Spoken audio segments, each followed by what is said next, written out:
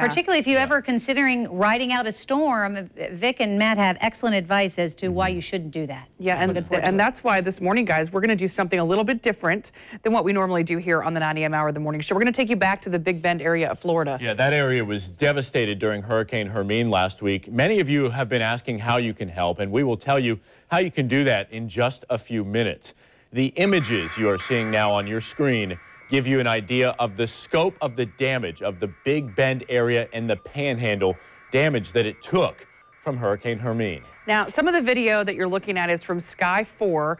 All of this video was shot the day after the storm. A lot of you that go to Cedar Key are going to be familiar with this, or go to Steinhatchee for vacations, because you're going to know some of the areas that we're looking at right now and what's left behind. We are also showing you some of the damage from when that you guys were able to see firsthand. Yeah, we stayed in Cedar Key the first couple days as the storm approached. We started to get some of the effects, and then we moved up to Steinhatchee. Unfortunately, you see up in the top right, that's the beachfront motel. That's where we stayed in Cedar Key. Very nice people, very nice ownership, and the whole bottom floor underwater, I think probably 4 to 5 feet, and the pool fell in.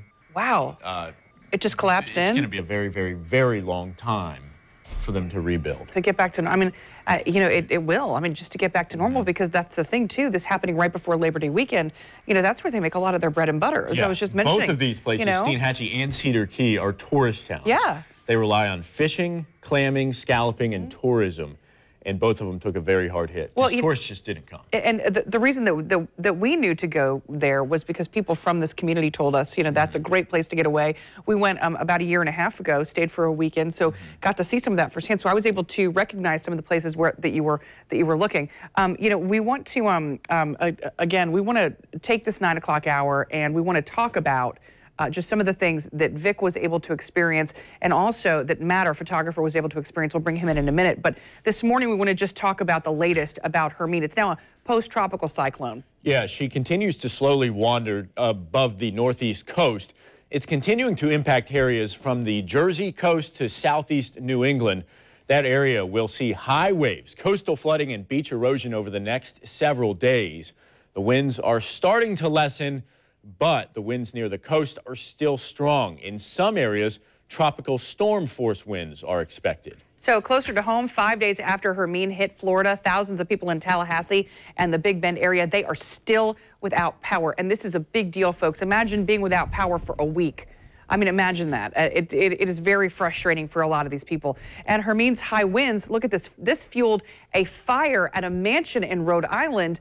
Crews went to this 5-bedroom, 5-bath house after this fire broke out Monday night. No one was inside at the time. That's the good news. A caretaker on the grounds first noticed the flames. Fire officials say strong winds from Hermine coupled with, quote, water problems made it difficult for firefighters to control those flames.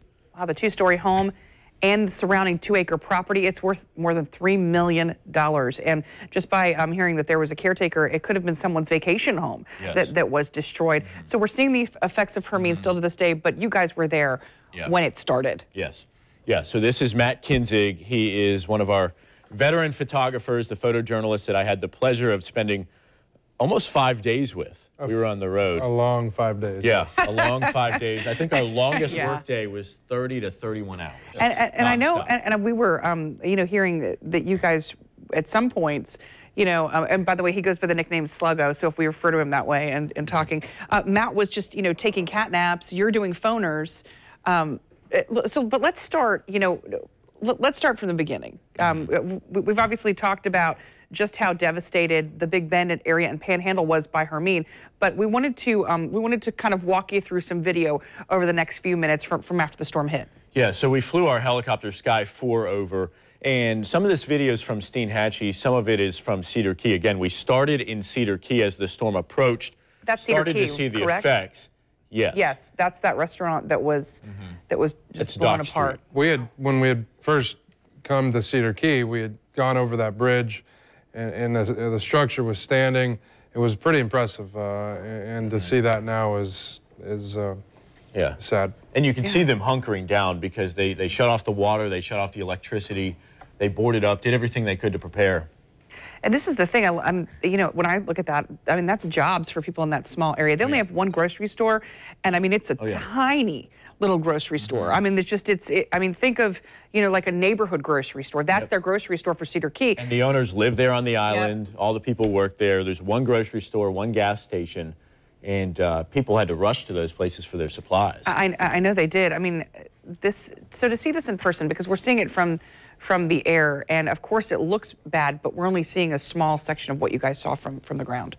The devastation you're seeing right now definitely doesn't do it justice. I mean, you can get the broader picture by seeing the aerials there, but to see it, what it was and where it is now is heartbreaking. I mean, we came in and a lot of these people were preparing for the worst, and the worst happened. And you think Category 1, you know, and a lot of people here were posting and saying, you know, making jokes about it, you know, but I mean, a Category 1 in an area like that, especially where I know some of the houses, the one we rented, you could walk up and down the stairs and it would shake. It was on stilts. So, I mean, it's not like it's, you know, the soundest of structures. Yeah, and the people there, they did everything they could to prepare. They sandbagged, they boarded up their windows and doors. I mean, you can't blame them for not being ready.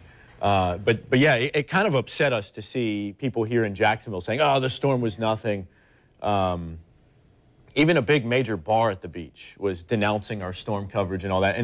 And yeah, Jacksonville got very, very lucky. People in Northeast Florida and Southeast Georgia, incredibly fortunate that it wasn't any worse. But if you go 2-3 hours over west, it really was bad. We saw people that lost everything. People that didn't have insurance, that lost their homes, cars, and belongings. Well, and it was frustrating for us too, and I know, especially for you guys, because they, you know, sometimes I know what you're saying. They'll say, you know, maybe we're blowing it out of proportion, but we're not, especially when you see this and the after effects of it. So let's talk about, you know, so when you were in Cedar Key during the early part of last week, you shared pictures from that hotel. Yes.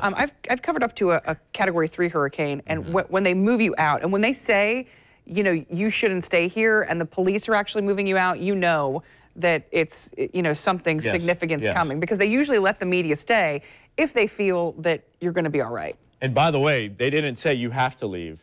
They said you want to leave. Okay, so that was the language. He said, we respect your right to be on air. We know you're doing a good thing here, but we know this area, and we're going to go. We're going to go to an elementary school. This was in Steinhatchee. But again, look at these photos here. This is Cedar Key, the aftermath. Cedar Key actually didn't get hit by the eye wall, but still the storm surge was so bad, the winds were so bad that we had all this damage to the motel. And you see because of all the water that was in there. This is one motel, the motel that we stayed at, actually with Jim Cantori and the Weather Channel crew. And we left the day the hurricane hit to head to Steinhatchee. If you look at that picture right there where the pool collapsed, that balcony right beside it is the room Vic had.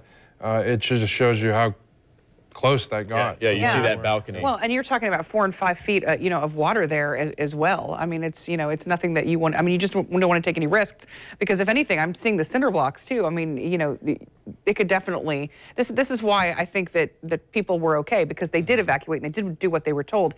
You know, one thing that you guys did show to our viewers was what was happening in the Big Bend. You were posting videos to Facebook, and I think that was so crucial. You shared one that was, I think, just as the eye wall was coming in. Yeah, we had some time where we were off the air on Channel 4, so I went to Facebook Live, and it showed the power. And Matt was behind the camera showing the fury of Hermine, and it wasn't something to mess around with. It wasn't. It came up quickly. It surprised us how fast it moved in. We started to do our 10 o'clock live shot, and you know, we had been live through most of the morning or most of the evening there, and then the power of this storm, the surge, the wind, the lightning, even the spin-off tornadoes that were happening just caught us off guard, and we heeded the warnings of the first responders. Yeah, it became a ghost town. And let me tell you, there were times when Matt and I looked at each other and we said, hey, if a tornado comes through, this is what we're going to do, right? Us, we have to look around. There wasn't a real safe one place we were going to go, but Matt and I had to take a minute from our coverage and say, this is where we're going to go. This is what we're going to do. Which is always smart to do. We want to play that video for you now. This is that Facebook video as the eye wall was coming in towards them. everyone. Vic Micolucci here. Hurricane Hermine really hitting us hard here in Steinhatchee, Florida. About 1,000 some of the rain here. We are at the Sea Hag Marina. Let me turn around to show you the flood. All the way out here, the storm surge could be as high as 9 feet. We're getting a lot of wind, a lot of rain. Just pulled the phone out to do this Facebook Live at a time when it's not that bad. Look down there, though. This is just the tip of the iceberg, according to officials. 2 tornadoes have already touched down in the Steinhatchee area. 2 of them. One of them very, very close to where we are broadcasting live.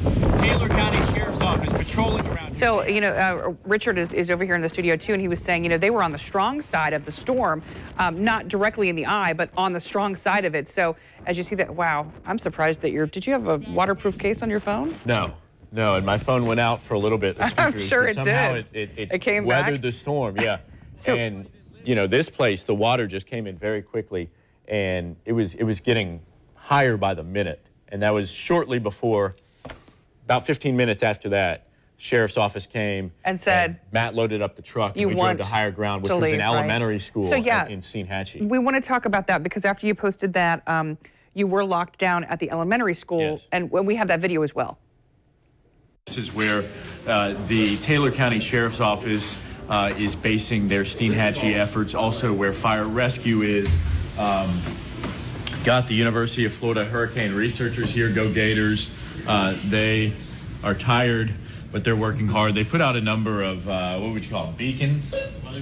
Weather stations around, all around, and they are monitoring the conditions, looking at the gusts, really looking at urban wind strength. All of us are in here. So, you know, I know when you were there and the 2 of you are they're just, if you don't know Vic or Matt personally, I can tell you that they're just 2 of the nicest people. And so I've been watching the emails that have been coming in that you guys have been sending out about the people that are still reaching out to you, the exchange numbers with that you said, hey, you know, we really want to help you. And they're really relying on the 2 of you for help because they're just in trouble right now. Well, there's not TV stations in Steinhatchee or Cedar Key, and a lot of people don't know what to do. They're asking if they're going to get assistance from FEMA. They're asking if the government's going to come in. They're asking if the Red Cross is going to come in. We're working to get those answers right now. Okay. And we just met so many incredible people that lost everything, but they were so optimistic and so kind and so loving, and they would give you the shirts off their backs. All right, so coming up, we are going to tell you how you can help Matt, by the way, thank you very much. We're going to tell you how you can help our neighbors to the west, the folks that Matt and Vic came in contact with.